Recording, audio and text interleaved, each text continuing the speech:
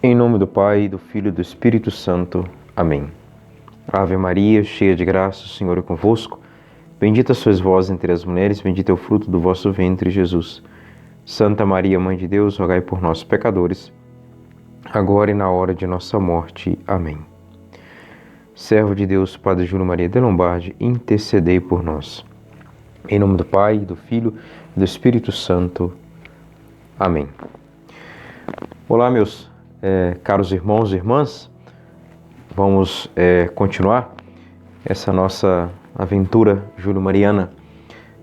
Neste vídeo eu quero comentar com vocês um pouco da mudança, da transição que o Padre Júlio Maria teve que fazer da casa-mãe da Congregação das Cortes Marianas de Macapá para a Vila de Pinheiro, atual Icoroaci. Diácono, mas o senhor prometeu nesse vídeo já começar a falar do milagre lá que o Padre Júlio recebeu pela intercessão da Irmã Celeste e das perseguições, principalmente através do bispo Dom Joffre. Calma, sim, eu prometi, mas é importante, de acordo com uma daquelas finalidades que eu colocava no início dessa nossa caminhada, a jornada júlio-mariana, uma das finalidades é adentrarmos um pouco, em alguns detalhes sobre a história do Padre Júlio Maria e de tudo aquilo que faz parte, das pessoas que conviveram com ele, as irmãs, os padres, os leigos, enfim, as congregações. Então, como eu já disse, a minha intenção aqui não é, evidentemente, falar do passo a passo da história das Cortes Marianas, não é isso, mas sim alguns pontos que eu julguei e julgo serem pontos essenciais para compreendermos um pouco a vida do Padre Júlio. Por exemplo, aqui agora nós trataremos dessa mudança, então veremos dificuldades, sim, os inícios da perseguição, mas também os grandes consolos, a providência divina agindo. Então, tudo isso é importante, Então, nos dois últimos vídeos,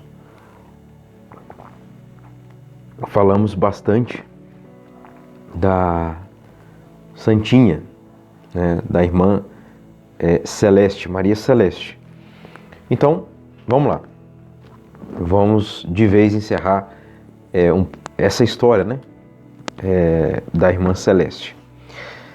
Pelo menos por agora, Então, a irmã Celeste faleceu no dia 7 de abril de 1922. Só para deixar bem claro que aqui no livro Júlio Emílio, vamos aqui recordar uma coisa. A vestição dos dois primeiros hábitos da Elvira e Laura foi no dia 21 de novembro de 1916. Mas aqui nós temos a data de fundação da Congregação das Filhas do Coração Imaculado de Maria como 26 de novembro de 1916. Pois bem, então, vamos lá para essa questão do milagre que o Padre Júlio Maria recebeu. Vamos ver em que contexto se deu isso. Antes de chegar propriamente no milagre, a gente tem que ver o contexto. Então, o crescimento, tanto físico quanto espiritual da congregação, estava a passos largos, graças a Deus. Muitas e muitas jovens, o próprio Padre Demerval coloca aqui que muitas e muitas jovens entraram, foram estimuladas, perceberam o chamado de Deus através do exemplo da vida da Irmã Celeste. Para a gente ter uma ideia,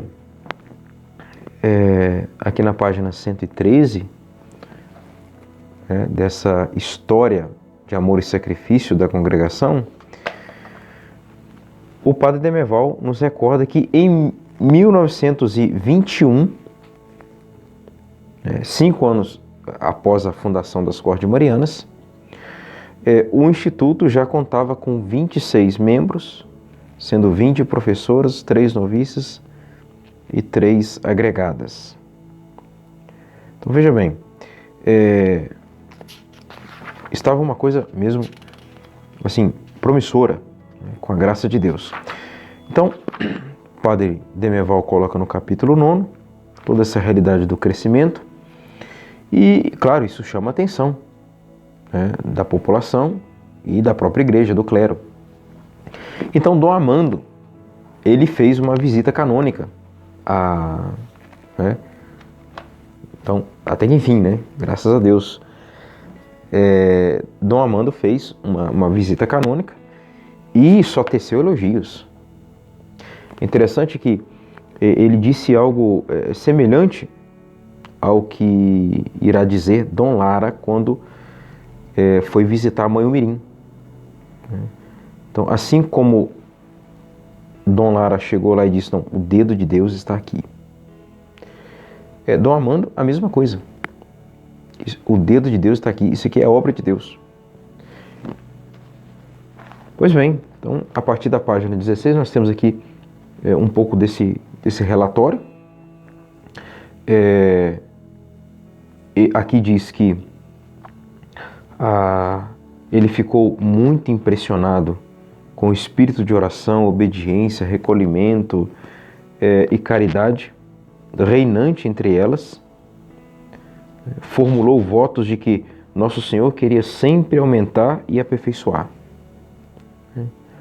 Além de informar-se do estado material, procurou sentir e ver a vida espiritual da comunidade. Causou-lhe muita boa impressão o que averigou. Percebeu que as irmãs tinham, na verdade, uma vida verdadeiramente religiosa. Então, isso foi muito importante, óbvio, porque o Padre Júlio foi ganhando cada vez mais credibilidade com Dom Amando. Isso facilitará, por exemplo, a própria mudança para a Vila de Pinheiro. E, para a gente ver que a coisa de fato é isso, aqui, ainda no capítulo 9, o segundo ponto é sobre a visita canônica. No terceiro ponto, o Padre Demerval volta a insistir nisso, que foi registrado no livro de tombo da paróquia. Dom Amando, então, colocou lá sobre essa visita canônica, as Filhas do Coração Imaculado de Maria. Grande auxílio para aumentar o espírito religioso tem prestado a nova congregação das Filhas do Coração de Maria, que com nosso consentimento foi fundada pelo reverendíssimo vigário, Padre Júlio Maria, e se desenvolve prosperamente. E mais, o reverendíssimo Padre Júlio Maria, nosso vigário forâneo, fica autorizado, na nossa ausência, de examinar a liberdade e a vontade tanto das postulantes como das noviças, para serem admitidas ao noviciado ou à profissão na congregação das Filhas do Coração, no Coração de Maria, em Macapá. A vestição e a profissão sejam feitas com as cerimônias costumadas nas congregações religiosas. Se são estas observações e as disposições que fazemos na presente visita pastoral, declarando que ficamos bastante satisfeitos pelo zelo e prudência do reverendíssimo Padre Júlio Maria e pelo espírito religioso que mostra o povo de Macapá. Devemos ainda manifestar a nossa especial satisfação pelo bom atendimento e o desenvolvimento próspero e frutuoso da nova congregação das Filhas do Coração de Maria, que já é ainda, mas será no futuro, uma bênção singular para a paróquia de Macapá. Ouça Deus os nossos votos. Então vejam, não é? Que coisa extraordinária. E também, né, assim, os mistérios, né, porque aqui de um lado, Dom Armando dando todo esse apoio, essa liberdade, tendo toda essa confiança no Padre Júlio, e depois, justamente, um outro bispo, né, destilando ali toda a perseguição possível ao Padre Júlio Maria. Claro que através de calúnias, né, mas isso ocorreu. Então, aqui vem o capítulo 10, que o Padre Demerval aprofunda ainda mais a questão do regulamento da congregação. Então são outros e outros detalhes de irmãs, de vocações, né, que iam chegando, algumas com certos tipos de problemas, questão de idade avançada, outras viúvas, enfim, não vamos adentrar nisso, né? Mas a congregação estava numa expansão, né, e com um número considerável de vocações, a tal ponto que, por exemplo, aqui na página 125, né, Dom Armando dava todo o apoio à expansão do Instituto e abençoava as iniciativas, né, em abrir uma escola aqui, acolá, em enviar as irmãs, né, para várias regiões. Então, a propósito da casa da Colômbia e da abertura de outras, ainda no pensamento do fundador, como no Maranhão e no Piauí, Dom Armando respondeu nestes termos: concedemos pela presente as licenças necessárias e damos de todo o nosso coração a nossa bênção para estas fundações. Claro que uma ou outra fundação, ela não irá perdurar muito, né? Mas outra sim. Por exemplo, teve uma uma fundação que o Padre Júlio levou, né, as irmãs para uma determinada localidade. Não me lembro exatamente agora onde mas no ano de 1928 já teve ali a necessidade de fechar. Mas de qualquer forma, a expansão acontecia cada vez mais. Depois, outro bispo, Dom Elvésio Gomes de Oliveira, era bispo de São Luís do Maranhão. Ele queria confiar então às irmãs, às cordemarianas, uma escola paroquial para pobres na sede ali da sua diocese. Então ele escreveu ao Padre Júlio Maria, suplicando, né, irmãs, e o Padre Júlio Maria se dispôs a atender a ele, e encarregou as maranhenses, né, Irmã Nazaré e Irmã Inês, de cuidar da fundação. Então elas foram conhecer de perto, né, a oferta, viram que não poderiam assumir a obra, né, e o Padre Demerval coloca aqui que nós desconhecemos assim os motivos pelos quais elas não puderam atender Dom Elvésio, né, em São Luís do Maranhão. O próprio Padre Júlio Maria tinha a intenção, né, de levar a casa-mãe para lá, mas a Vila de Pinheiro foi o local escolhido e providencial. Então, o Padre Júlio Maria montou a comunidade para Teresina, com a irmã Maria de Jesus, que foi superiora, a irmã Angelina, irmã Madalena e irmã Bernadette. Foi o primeiro hospital que a congregação assumiu, né? Teresina. Então, é importante, né, constatar isso, essa expansão extraordinária, porque para aqueles, vejam, por que eu estou insistindo nisso? Para aqueles, né, que duvidaram do Padre Júlio Maria, leigos, clérigos, que não haveria ali nenhuma possibilidade de fundar uma congregação com vocações nativas, e no entanto, além das vocações, uma santa vocação, como a Irmã Celeste, né? Então aí vem o capítulo 11, mais outra fundação, é o título do primeiro ponto. Então nós temos aqui as fotos, né, desses prédios que foram ocupados pela congregação. Aqui, que eu separei também na página 135, sempre da história aqui de amor e sacrifício das Cordes Marianas. Ao lado dessas coisas maravilhosas e animadoras, a Casa-Mãe enfrentou uma crise financeira preocupante. Então, essa crise foi devida a uma falta de pagamento do governo estadual, né, na época, e, claro, prejudicou todas as despesas, né, gastos com viagens e manutenção, aquela coisa toda.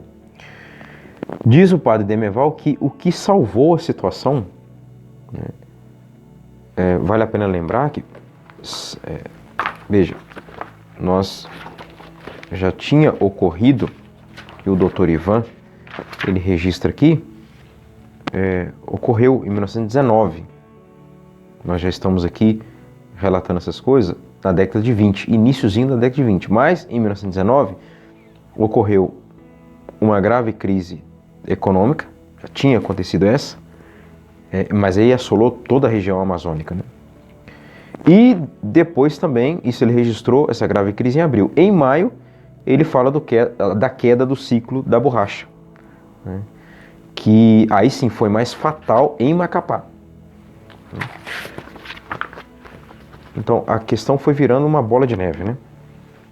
Mas o que salvou a situação, o que fez preservar um pouco a congregação ainda em Macapá, porque a congregação irá mudar para Pinheiro definitivamente em setembro de 1923. Pelo menos é essa a data que o padre Demerval coloca aqui no livro Júlio Emílio. Isso mesmo, setembro, não tem um dia, mas aqui tem um mês, setembro de 1923, padre Júlio Maria transfere-se para Macapá, de Macapá para a Vila do Pinheiro, hoje Icoroaci, né, Pará, a fim de se dedicar mais diretamente à formação de seus filhos espirituais. Então, está aí. Mas antes dessa transferência, o que salvou, o que fez com que a congregação, a Casa-Mãe, ficasse mais um pouco em Macapá, foi a situação, o que salvou a situação, perdão, foi uma verba generosa do governo francês, não do Estado, mas francês, que conseguiram através do consulado, né? Então, outro esforço aqui que ele coloca, que muito ajudou a contornar a crise, foi a verba municipal para o orfanato e também uma ajuda que a Fazenda Santa Maria tinha lá suas produções, então veio uma ajuda também da Fazenda Santa Maria. E outras pequenas ajudas, né, doações, ofertas, trouxe um pouco de alívio. É interessante essa questão da Fazenda Santa Maria, porque aquela foto do padre Júlio Maria a cavalo, com o padre Hermano, é uma foto que aquele local está exatamente a 8 quilômetros da Fazenda Santa Maria. Inclusive o cavalo, né, os cavalos ali utilizados pelos padres, eles vinham marcados ali com duas letras, né, S e M, significava, né, Santa Maria, pertencia a eles, né. Essa foto famosa aqui essa de baixo aqui, Muito bem. Então, contudo, existiu, né, ali para a congregação, existia ainda, apesar dessas ajudas, existindo várias preocupações. Então tem aqui o ponto número 2, novas preocupações. Superada essa crise financeira, outra provação vai bater a porta da congregação, né? E que foi o quê? A morte. Ou melhor dizendo, as mortes, né? Prematuras de várias irmãs, inclusive a irmã Maria Celeste. Então, a questão do clima, a falta de água potável, a fragilidade das próprias irmãs, isso tudo, né, trouxe mais dores de cabeça para a congregação. Então, aqui diz que irmã Gertrudes foi uma delas. Depois o Padre Demerval vai narrando aqui, vai colocando outras irmãs que foram definhando, adoecendo, morrendo, tendo aí vários tipos de problemas de saúde. Então, na página 136, ele diz, né, que algumas pessoas, né, pouco escrupulosas, se deram a generalizar o quadro das religiosas enfermas e a difamar o Instituto Nascente. Então, essa situação, esse quadro de difamação, colocou a congregação e o Padre Júlio Maria, principalmente, em descrédito, com muitos, né? Com muitos leigos e com muitos eclesiásticos, né? Com muitos membros do clero. Então, com as enfermidades das freiras e do fundador, o Padre Júlio Maria teve... Primeiro ele foi picado lá por um mosquito, ele ficou também bastante debilitado, febre. Então, sim, na página 249 aqui da biografia do Dom Antônio, foi picado, né, por mosquitos transmissores de cesão. Então, Dom Antônio coloca aqui dores de cabeça, indisposição profundas, dias inteiros no leito ou na cadeira, sem poder sequer escrever ou ler, noites agoniadas e tristes ao peso do calor equatorial e da febre intermitente. Então, vejam que não adianta chegar aqui e ir direto, né, para a grande perseguição de Dom Joffre. Mas é importante olhar esses dados, esses acontecimentos de contrariedade, de doenças, de apuros, de crises financeiras, de calúnia, difamações, porque isso tudo foi preparando o espírito, né, a alma do Padre Júlio Maria de Lombardi e das irmãs das freiras.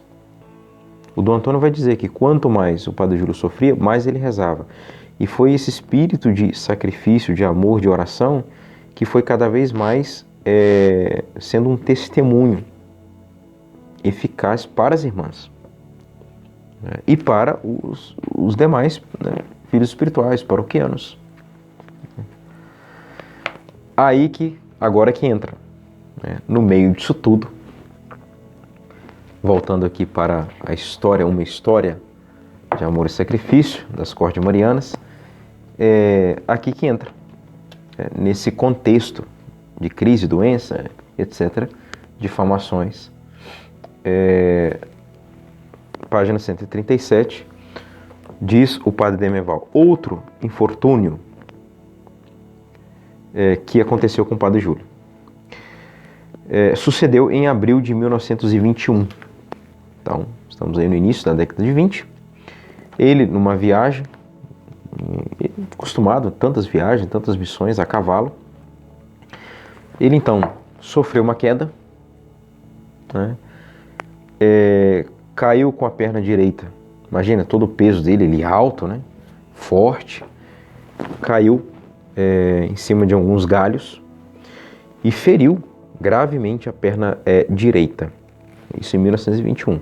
Então a irmã Celeste não tinha falecido ainda, hein? Vamos lembrar. Bom,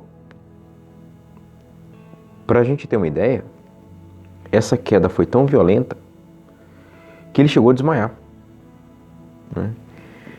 E aí, quando ele recobrou os seus sentidos, é que ele foi, obviamente, se dar conta da gravidade da coisa, né?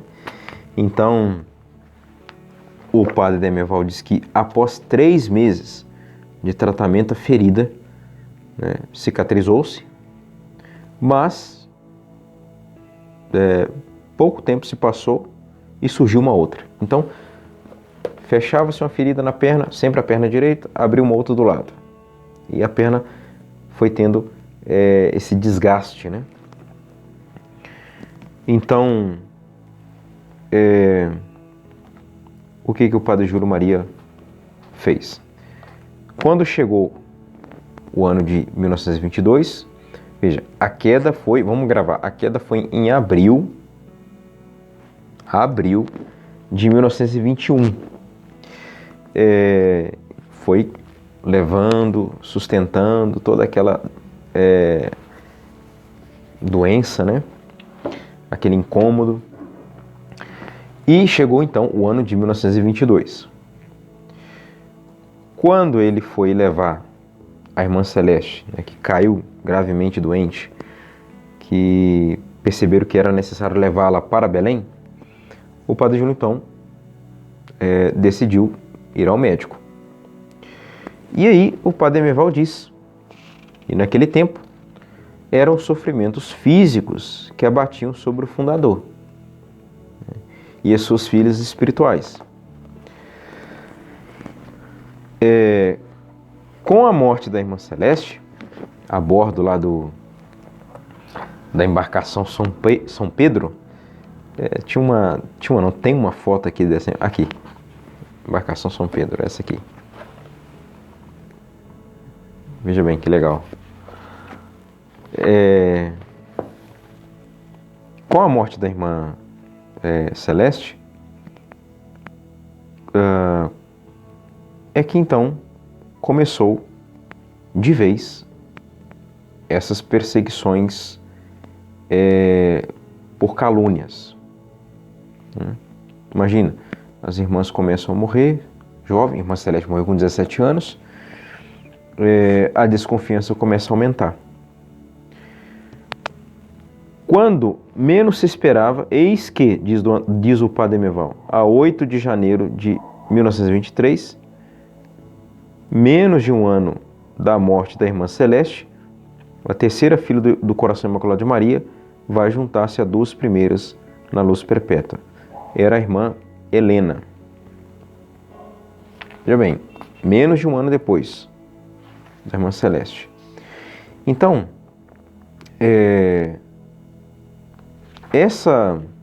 interessante, porque essa irmã Helena foi a que estava enferma, de cama, em Macapá, quando levaram a irmã Celeste para Belém. Então a irmã Celeste morre por volta de 11h30 da manhã, daquele 7 de abril de 22, e por volta do meio-dia, meio-dia, ali pelo meio-dia, essa irmã Helena, lá em Macapá, doente, viu a porta se abrindo do quarto dela e eis que entrou ali quem? Pelo menos que ela viu, né? A irmã Celeste. Claro, é uma visão? Sim. Era uma constatação da morte da irmã Celeste? Sim. Mas, enfim, a irmã Helena falou assim: irmã Celeste, você aqui, já de volta? como tem passado? Então a irmã Celeste, apenas olhando para ela, sorriu, nada disse, voltou, saiu do quarto. Depois chegou outra irmã lá, perguntando o que aconteceu, irmã Helena. Não, cadê a irmã Celeste? Que irmã Celeste? Irmã Celeste foi para Belém. Não, mas eu vi a irmã Celeste. Então houve ali uma aparição, depois se constatou que de fato era mais ou menos o mesmo horário que a irmã Celeste havia falecido, né? Então essas mortes prematuras, elas foram causando esse desgaste moral, de certa forma moral, né? Criou esse clima constrangedor. E o Padre Júlio Maria com dores também físicas, né? Febre, mosquito picando, a perna agora, né? Mas aí que vem, quando ele então foi para a irmã Celeste morre, e lá em Belém, ele resolveu, depois do sepultamento da irmã Celeste, aqui na página 144, aqui já estamos no capítulo 12, é um capítulo dedicado à irmã Celeste, né? Então o Padre Demerval dedica um capítulo aqui para ela, fala também um pouco dela aqui na história dos missionários sacramentinos.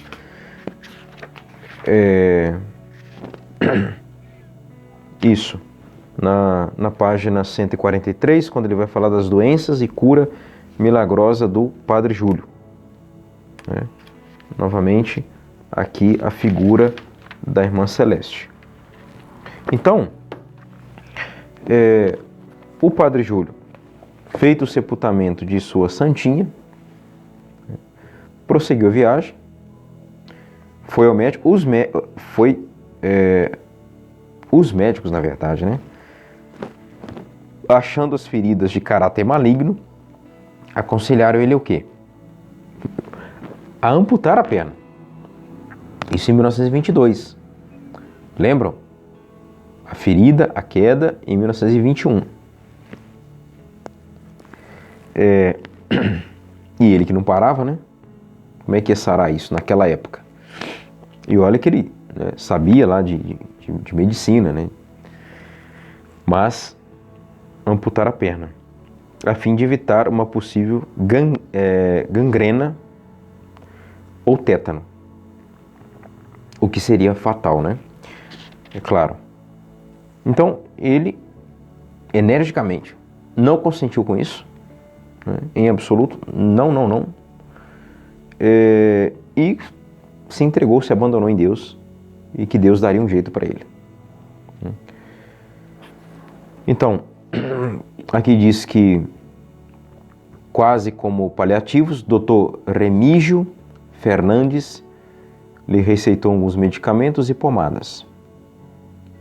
Então o Padre Júlio decidiu-se a regressar para Macapá, né? Levou consigo os remédios para continuar aquele tratamento lá em casa mesmo, e ele, né, tinha suas missões e ele não queria parar, né? Então, em vez de melhorar, a situação era o contrário. O estado da perna dele só o quê? Só piorava. Piorava cada vez mais. Então, em consequência aqui dessas feridas, página 145, o Padre Júlio se viu forçado a deixar as atividades paroquiais. Isso foi para ele, né, como que um golpe de espada no coração, né? Então, vejam, um homem que não parava,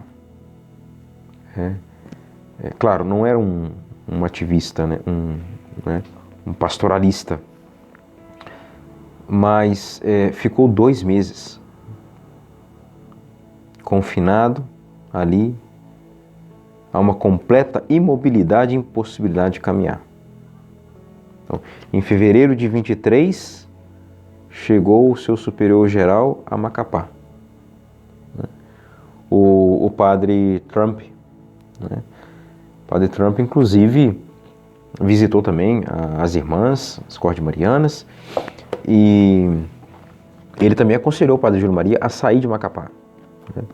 Por conta de tudo isso, a dificuldade de saneamento, a dificuldade climática, de adaptação, recursos. Então tudo isso, a saúde do Padre Júlio para ficar mais próximo da capital. Então tudo isso foi somando. E aí que veio a Semana Santa de 1923. Né? Então vou aqui agora ir para a biografia do Antônio, escrita por Dom Antônio, para ler com vocês, para vocês e com vocês, como é que se deu isso. Então, uma coisa bonita que Dom Antônio coloca aqui, né? Foi providencial para a formação de seus religiosos, eu inclusive estava dizendo isso, né? Floresceu, então, como nunca, entre elas o amor a Jesus sacramentado, o espírito de oração e o amor ao sacrifício. E foi dessa via sacra de tantas dores físicas e morais, dir-se-ia, que nasceu aquela alma santa, filha do espírito e do coração abrasado do Padre Júlio, a irmã Celeste no caso. Todas essas doenças, né, dificuldades, sofrimentos, e o maior beneficiado de seus milagres foi o próprio Padre Júlio Maria, os milagres da irmã Celeste. Então vamos, enfim, a esse milagre, né? Vamos deixar que o Padre Júlio mesmo conte para nós. Recordando, a queda do cavalo, abril de 1921. 1922, foi se agravando, até chegar a 1923. Sofri, então, Semana Santa de 23. Sofri horrivelmente durante a Semana Santa. Ficando apenas em pé para cumprir os deveres de meu ministério, pois era o único padre presente na residência. Receando não poder terminar a Semana Santa, tanto me senti enfraquecido, veio-me a ideia de recorrer à irmã Celeste. Irmã Celeste, Semana Santa, estava completando o quê? Praticamente um ano. Um ano do falecimento dela. Recorrer à irmã Celeste para pedir a cura da minha perna. Comecei logo uma novena. Terminei o 7º dia sem sentir melhora nenhuma. No 8º dia, a fadiga e a dor aumentaram. Então, de noite, depois de ter feito a minha novena, fiz o curativo das feridas antes de descansar. Certamente foi com todo o equipamento, com todo o aparato ali, com todos os remédios que ele conseguiu lá do Dr. Remígio, né? É provável. É que ele não fala, mas é provável. 3 grandes chagas estavam abertas. De repente, vendo diante de mim o retrato da irmã Celeste, coloquei-o em cima do primeiro curativo de gaze, imbuído de pomada, sem sequer pensar que necessariamente o retrato ia ser manchado pela gordura da pomada ou pelo sangue que sempre corria das chagas,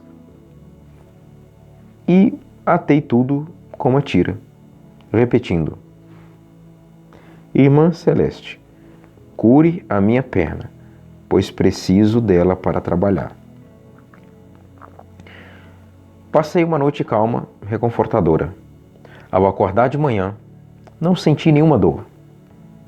Como costumava sentir, nenhuma fadiga, mas um bem-estar desacostumado. Levantei-me às pressas, firmei o pé, doente no chão, andei, sem nada sentir. Lembrei-me então da minha novena e do retrato da irmã. Tive um pressentimento de estar curado.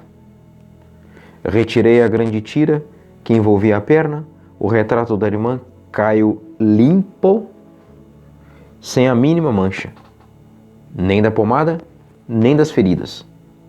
As tiras do curativo estavam frouxas. Desliguei-as e verifiquei. A perna estava completamente desinchada e as feridas saradas, sem deixar outro indício, senão várias manchas na epiderme. Apalpei, examinei, estava completamente sã, a circulação era perfeita e havia ali desaparecido qualquer vestígio de gravidade. Era o dia 2 de abril, segunda-feira de Páscoa. Segunda-feira de Páscoa. Apesar da cura, cuidei de executar as ordens do superior geral. Coloquei tudo em ordem e poucos dias depois estava a caminho de Belém. Sentindo-me forte e bem restabelecido, resolvi não parar na capital, mas continuar a minha viagem, fazendo uma visita às diversas casas das irmãs recentemente fundadas. Viajando nessa estrada de ferro de São Luís do Maranhão para Teresina, sem saber da viagem do meu superior para a mesma cidade, o Trump,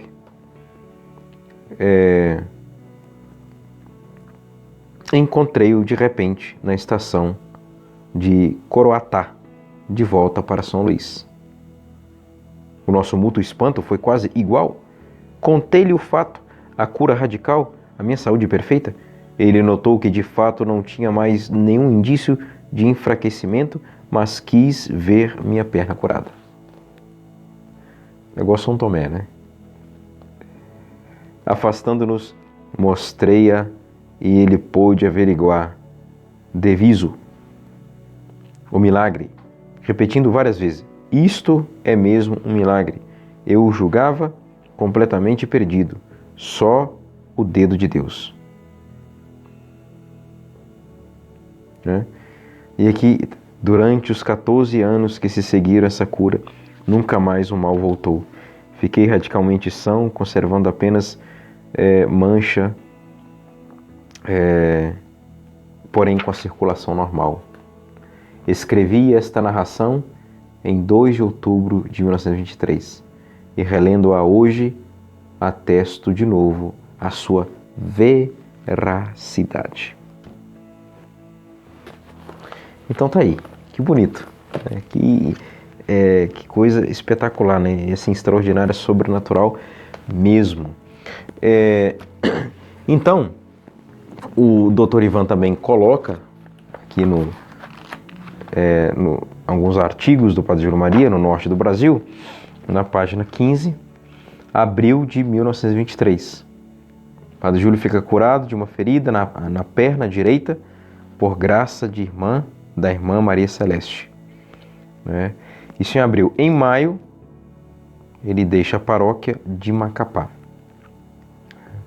Porque ele, de fato, irá se estabilizar em Pinheiro, setembro do mesmo ano. Então,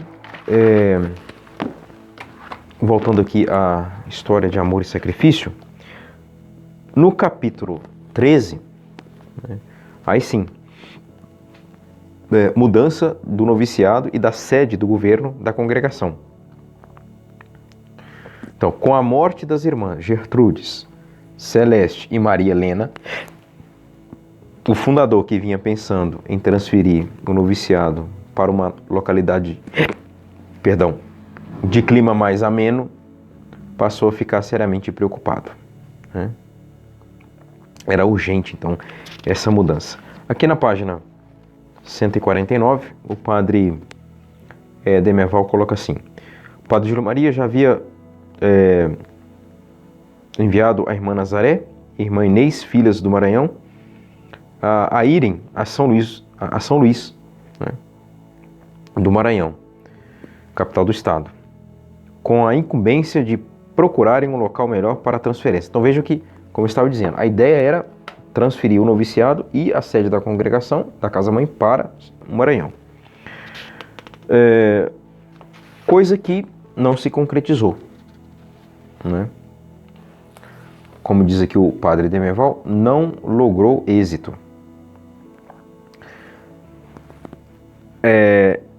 O padre Demerval coloca na página 150 aquilo que eu já mencionei também, que o padre Trump, superior geral da Sagrada Família, havia também aconselhado o padre Júlio Maria a procurar um clima mais ameno, para cuidar da saúde, etc, etc. E aí vem o ponto número 2, página 151 desse capítulo 13. A escolha da vila de Pinheiro. Então tá aqui. né? Vou só pegar o último parágrafo que eu separei, que uma vez conseguidas as 2 licenças, né? Porque então o Padre Júlio Maria foi visitando os lugares, foi recebendo propostas, mas escolheu de fato colocar a casa matriz, a casa mãe e o noviciado em Vila Pinheiro. É bem próximo, né, a Belém. Então, ele conseguiu essas 2 licenças, uma por escrito e a outra oral. O Padre Júlio Maria se direcionou para Belém a fim de fazer algumas sondagens e sobre o local, escolha, né? E aí que vem. Falou de seu projeto aos padres barnabitas, né? Que ele deram todo o apoio.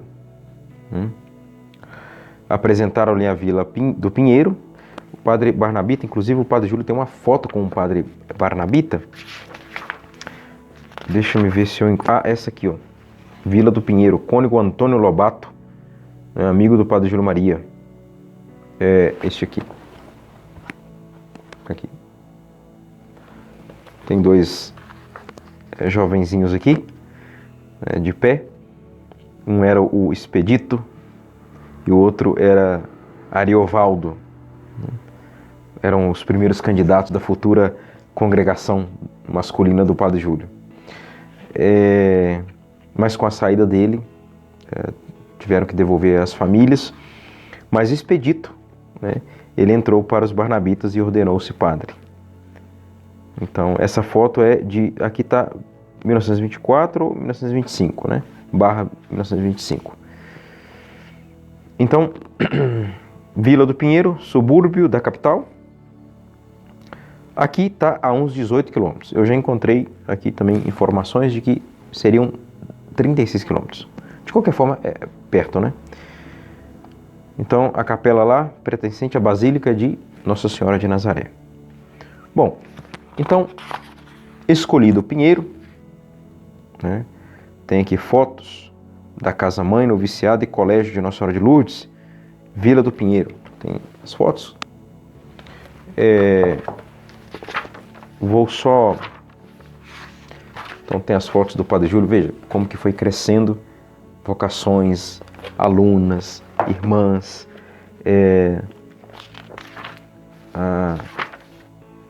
Deixa-me só voltar aqui as anotações do padre, não. Eu sempre chamo ele de padre, não foi padre, né? Dr. Ivan.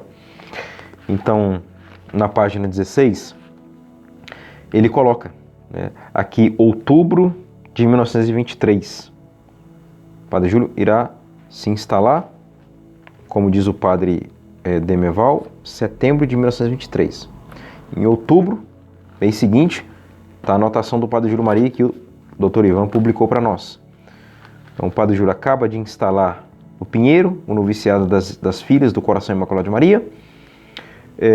Sua Reverendíssima, que abriu Aí veja, as obras do Padre Júlio, já desde o início, né?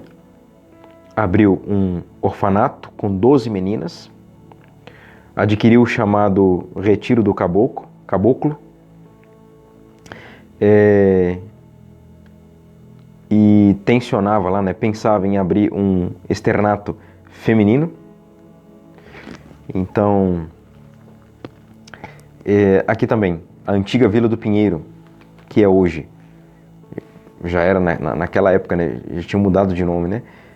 Esse hoje dele é 1923, Icoraci, bairro de Belém, onde, de fato, as religiosas do Padre Júlio vieram a possuir a casa-mãe da congregação e um grande educandário. Então, foi fundado lá o Colégio Nossa Senhora de Lourdes.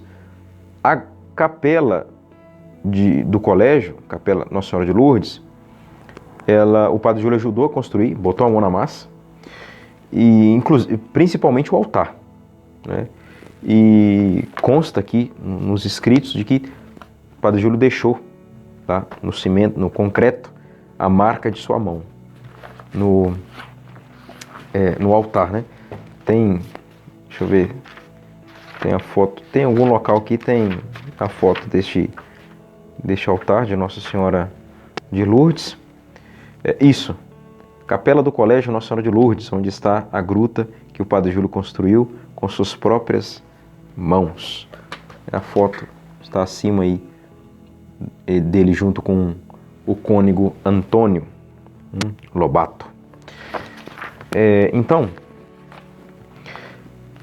um detalhe.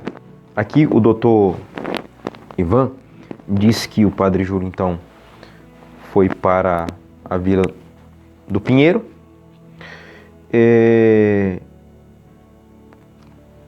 colocou lá a sede, a casa-mãe, a casa matriz, o noviciado da congregação e um grande educandário. Lembram que quando eu li aqui do Padre Demeval, que ao mudar para lá, aqui ele diz, na página 115, a fim de se dedicar mais diretamente à formação de seus filhos espirituais. De fato, isso aconteceu, porque ele começou a ter um período curto, mas teve um período mais de trégua, né? Tanto economicamente, fisicamente, porque foi curado aí por Deus, pela intercessão da Irmã Celeste, e foi nessa época, como diz o Dom Antônio, nos recorda muito bem, na página 255, olha, já estamos quase terminando o principal livro aqui dessa nossa jornada julio-mariana, mas não se enganem, já passamos da metade, falta pouco, mas esse pouco aqui tem muito conteúdo, né? Afinal de contas, serão os últimos 16 anos de vida, né? Tem do Nordeste para falar e tal, mas calma lá. Então, na página 255, ele diz que em 1923, o Padre Júlio deu-se a formação mais completa ali de suas religiosas, a oração, a devoção, tudo isso concentrado ao Santíssimo Sacramento, à Virgem Maria, o Espírito de mortificação, enfim, foi nessa época, aí vem, de maior sossego espiritual que compôs, ou antes, ultimou o volume das Contemplações Evangélicas, dedicando às suas filhas espirituais. A princípio, o Padre Júlio Maria, aqui ele fala, né? 3 anos passou em Pinheiro, depois nós iremos no próximo vídeo, aí sim será a sua definitiva saída, quase que, literalmente, vai ser expulso para o Nordeste, mas a princípio ele iria escrever três obras sobre as contemplações evangélicas, mas não deu tempo, né? Então, tem as duas. Então, aqui tem os nomes. Na verdade, 4, né? 4. Eu tenho aqui 2. Então, o primeiro tomo, Os Pródomos do Calvário.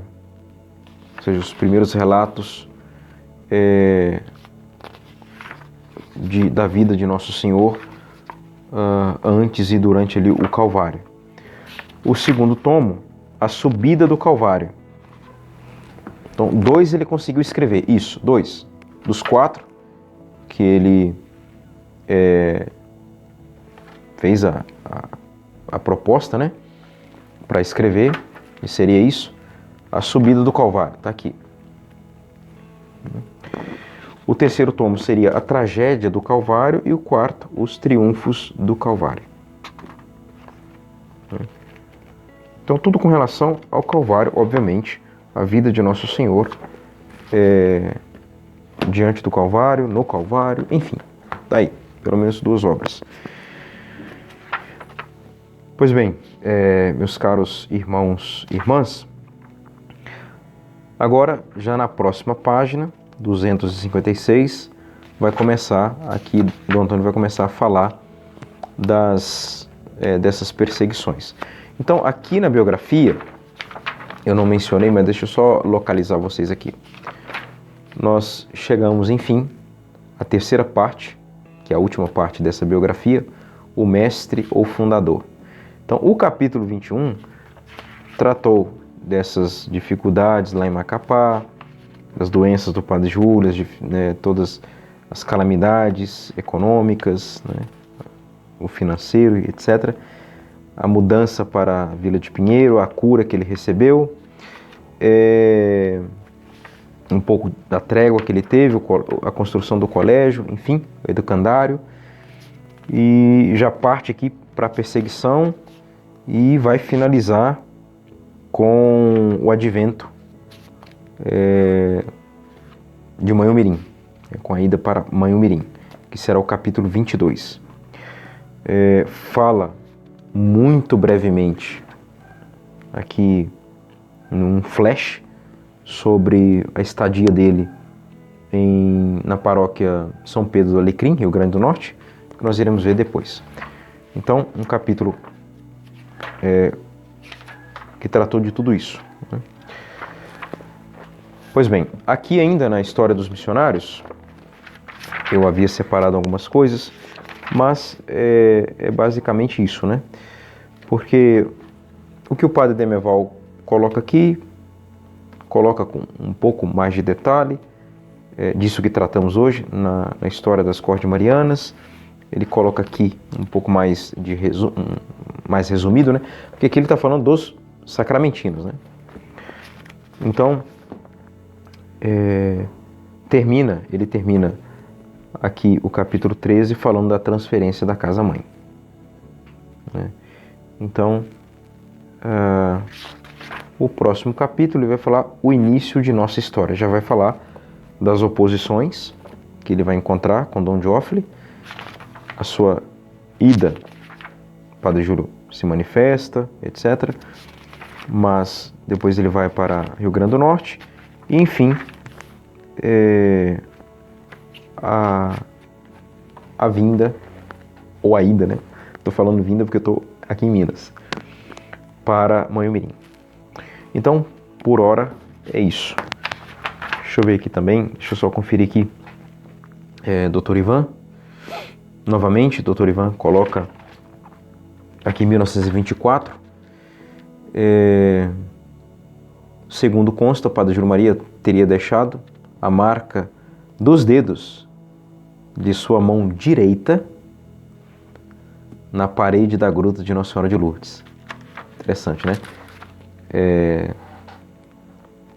O Padre Júlio, que tinha essa devoção a Nossa Senhora de Lourdes, né? Trouxe consigo aquela imagem de Nossa Senhora de Lourdes. Pois bem, e aqui mais uma coisa, a 4 de maio, aqui de 1924, domingo, foi inaugurado na Vila Pinheiro a nova capela de Nossa Senhora de Lourdes, 4 de maio, e mandada construir pelo infatigável Padre Júlio Maria. Então, está aí. Muito bem. Também,